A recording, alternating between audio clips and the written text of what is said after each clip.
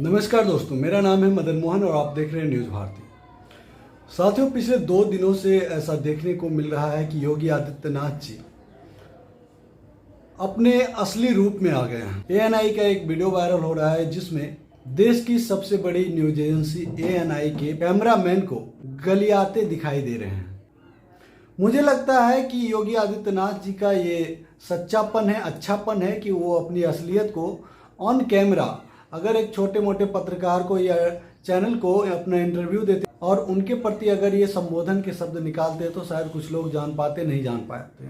लेकिन एक ऐसे न्यूज़ चैनल को और उसके कैमरामैन को उस बहुमूल्य शब्द से संबोधित किया है उन्होंने, जिससे कि पूरे देश दुनिया में ये बात, उनकी महानता, वो किस तरीके से उनकी वैल्यू करते हैं, उन्हें महत्व देते हैं इस लोकतांत्रिक देश में, इसकी असलियत उन्होंने बयां कर दिया। देश के वैज्ञानिकों का अभिनंदन करता हूं। क्या करते हो चूतियापन का। दोस्तों, मैं आपको बताऊं कि ये पहली बार नहीं है कि योगी आदित्यनाथ ने इस तरीके से आचरण किया है। इससे पहले आपने लोकसभा चुनाव के दौरान उनके तमाम भाषण देखे। उससे पहले जब वो मुख्यमंत्री नहीं थे उत्तर प्रदेश में, तब उन्होंने देखा कि उनके सैकड़ों ऐसे भाषण आपको मिल जाएंगे जब वो मुसलमानों के प्रति अपनी घटिया और ओछी प्रकृति का सबूत दिया है। उन्होंने कई बार हिंदू मुसलमान टकराव को बढ़ावा दिया है। उनके कई ऐसे वक्तव्य हैं जो समाज में आग लगाने के लिए काफ़ी हैं। आप सब ने दिल्ली चुनाव के दौरान तो देखा ही हो उनका बयान, जिसमें वो कहते सुने जा सकते हैं कि बात से नहीं तो गोली से तो मान ही जाएगा। यही नहीं, उन्होंने देश के गद्दारों को गोली मारो डैश डैश डैश को, उस स्लोगन को भी समर्थन दिया। उन्होंने कहा था कि गद्दारों के प्रति ऐसी बातें अगर कही जा रही है तो उसमें दिक्कत क्या है। योगी जी, दिक्कत नहीं है, लेकिन जब आपके मन में उस गद्दार की संज्ञा देश के ही देशवासियों के प्रति हो तो हमें क्यों नहीं दिक्कत हो। दुख इस बात का भी नहीं है कि आप और आपकी पार्टी और आपके तमाम जो संघी प्रवृत्ति के लोग हैं इस तरह से हमारे देश के नागरिक हमारे ही लोगों के बारे में सोचते हैं, कहते हैं। दुख इस बात की है कि भारतीय जनता अब तक आपके इस ढोंगी वेश के अंदर छिपे दुष्ट आत्मा को पहचान ना सकी। दुख इस बात का है कि अब तक भी लोगों को लग रहा है कि ये लोग भाजपाई और संघी देश में हिंदू राष्ट्र का निर्माण करेंगे, लेकिन हिंदू राष्ट्र के पीछे आपकी क्या मंशा है, आपने क्या षड्यंत्र फैला के रखा, ये अब तक देश की जनता समझ नहीं पाई है। दोस्तों, मैं आपको बताऊं कि अब भारतीय जनता पार्टी और संघी अक्सर अपने स्लोगन में कहते हैं कि जागो हिंदुओं जागो, लेकिन मुझे लगता है कि अब सचमुच हिंदुओं के जागने का वक्त आया है। अब हिंदुओं को जाग जाना चाहिए, नहीं तो योगी आदित्यनाथ और उनके जैसे तमाम भारतीय जनता पार्टी के नेता और संघी मिलकर इस देश में वही हाल करेंगे हिंदुओं का जो पूरे देश दुनिया में मुसलमानों का आज है। माफ कीजिएगा मुसलमान भाइयों, क्योंकि आपके धर्म के प्रति जो नफरत पूरी दुनिया में बोया गया है, फैलाया गया है, इसे फैलाने वाले और मुस्लिम धर्म का ये दशा करने वाला कोई और नहीं, मुस्लिम धर्म के ही तथाकथित धर्म गुरु हैं, जो खुद को मुस्लिमों का ठेकेदार समझते हैं।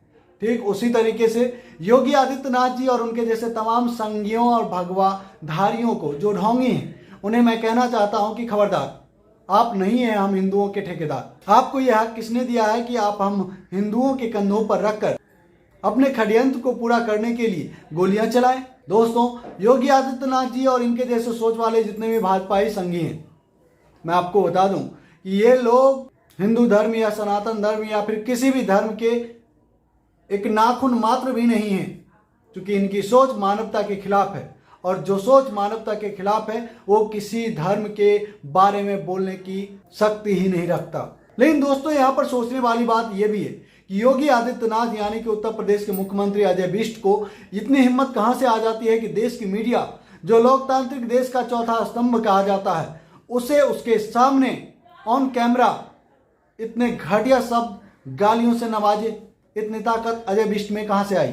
मैं कहता हूं इतनी ताकत अजय बिष्ट या योगी आदित्यनाथ में कभी नहीं थी और कभी नहीं होगी, और ना ही भारतीय जनता पार्टी या संघ के किसी भी नेताओं में होगी। लेकिन ये ताकत संघियों के द्वारा, भाजपाइयों के द्वारा फेंके गए उन रोटी के टुकड़े की है, जिसे लगातार लपलपाकर ये गोदी मीडिया और भारतीय मीडिया झुक कर खाती रही है।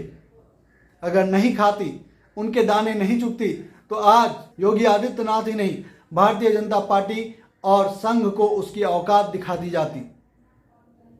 मैं पूछना चाहता हूं आप सबसे, क्या ये गाली जो थी पत्रकारिता पर एएनआई को, क्या ये आखिरी गालियां होगी?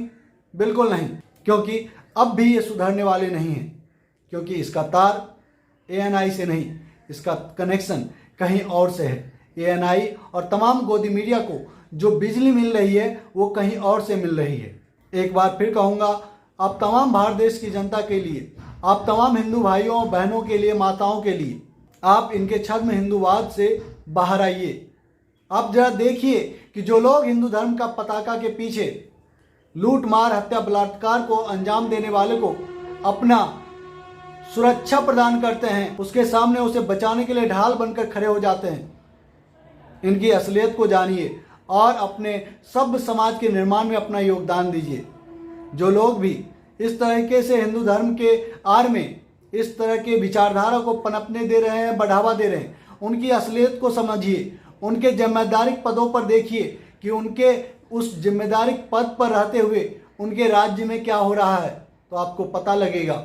अगर बात योगी आदित्यनाथ की ही करें तो हिंदू राष्ट्र या राम राज्य की बात छोड़ दीजिए, ये घटिया रावण राज से भी बदतर है। उत्तर प्रदेश में हर रोज कितने बलात्कार की घटनाएं होती है। खुद योगी आदित्यनाथ के शहर गोरखपुर में पिछले दिनों 7 दिनों में 5 मर्डर हो चुके हैं। लेकिन अगर आप खोजेंगे कि कितनों को न्याय मिला तो आपके हाथ खाली रह जाएंगे।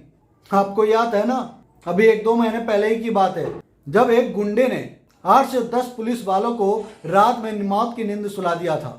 और वो गुंडा उत्तर प्रदेश से निकलकर 2-2 राज्य और वो भी 2-2 भाजपाई राज्यों को पार कर तीसरे राज्य में एंट्री कर जाता है और वहां पर जाकर कहता है कि हाँ, मैं हूं विकास दुबे, मुझे गिरफ्तार करो। आखिर वो बंदा वहां तक कैसे पहुंचा? क्या अब तक किसी ने सुना है कि मध्य प्रदेश के मंत्री नरोत्तम मिश्रा के ऊपर कुछ हुआ है? आप सबको पता है कि मध्य प्रदेश के मंत्री नरोत्तम मिश्रा, जो कि शिवराज सिंह चौहान के खास माने जाते हैं, विकास दुबे मामले में विकास दुबे की तार नरोत्तम मिश्रा से मिलती हुई दिखाई दे रही थी। और यही नहीं, बात तो यहां तक आई थी कि एक दिन पहले रात में नरोत्तम मिश्रा और विकास दुबे की मीटिंग भी हुई थी। लेकिन ये तमाम चीजें गौण हो जाती है। क्यों?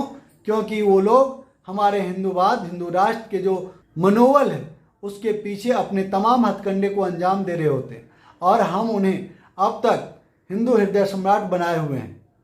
याद रखिए, अगर इसी तरीके से चलता रहा तो वह दिन दूर नहीं जब हम आज से 50 साल पहले जो जिंदगी जी रहे थे वो जिंदगी भी अपने आने वाले भविष्य को नहीं दे पाएंगे और आने वाला भविष्य हम सबको कभी माफ नहीं करेगा। चाहे वो मामला हो आर्थिक, राजनीतिक, सामाजिक, किसी भी स्तर से हम अपने आने वाले भविष्य को वो जिंदगी नहीं दे पाएंगे। और अगर इस तरह के राजनीतिक दल और इस तरह के नेता अगर अपने छद्म राष्ट्रवाद के पीछे और अपने षड्यंत्र को आगे बढ़ाने में कामयाब रहे तो मेरी मानिए इससे और दिन बदतर ही होते चले जाएंगे। आपको बार बार मैं कहता हूं, आपको याद है प्रधानमंत्री जब एक आतंकवादी हमला हुआ था तो इमरान खान को चैलेंज दिया था भूखमरी से लड़ने के लिए, गरीबी से लड़ने के लिए। जी हां, प्रधानमंत्री नरेंद्र मोदी के अगवानी में हमारा देश यह चैलेंज भी हार चुका है। हमें आज शर्म आती है कि हमारा प्रधानमंत्री नरेंद्र मोदी है जो पूरी दुनिया में भारत का नाम शर्म से झुका दिया है। अब बताइए ना आप ही, एक अपने ही राज्य के चुनाव के लिए कौन सा ऐसा नेता है या प्रधानमंत्री था जो कभी विदेश में जाकर चुनाव प्रचार किया? जी हां, आज आप कह सकते हैं नरेंद्र मोदी पश्चिम बंगाल के चुनावी वोट लेने के लिए बांग्लादेश तक चला गया। समझिए कब समझेंगे। और दोस्तों, ये गोदी मीडिया सुधरने वाली नहीं, सुधरना आपको है, सुधरना हमें है। हम और आप सुधर जाएंगे तो ये गोदी मीडिया की औकात ही क्या है और योगी आदित्यनाथ जैसे नेताओं की औकात ही क्या है। हम रहे, हमारा देश रहे तो ऐसे ऐसे कितने नेता हम पैदा करते रहेंगे, इनसे अच्छे अच्छे। और ऐसे नेता जो हमारे लोकतंत्र के चौथे स्तंभ को गाली दे, ऐसे नेता चाहिए हमें। दोस्तों, इस टॉपिक पे इतना ही। अगर हमारी बात आपको अच्छी लगी तो वीडियो को लाइक करें, शेयर जरूर करें। और जो दोस्त पहली बार हमारे चैनल न्यूज भारती पर आए, आपसे निवेदन है कि हमारे चैनल को सब्सक्राइब कर लें और बेल आइकन को जरूर दबा दें ताकि हमारा हर एक वीडियो सबसे पहले आपको मिले। जय हिंद, जय भारत, जय संविधान।